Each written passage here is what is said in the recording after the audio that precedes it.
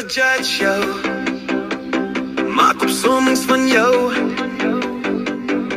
maar hulle ken jou glad nie. So wie gee die reg vir hulle om te judge?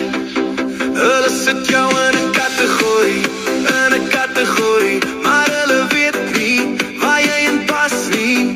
Hulle klassifiseer jou, klassifiseer jou. Die is die stereotype, stereotype van die wêreld van ons. Stereotype, stereotype, stereotype, stereotype.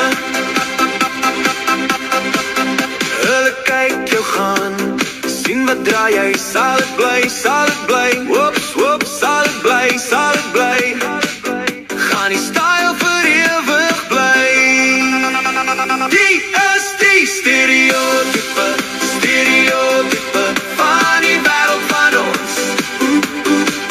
Stereotype, stereotype, stereotype, stereotype.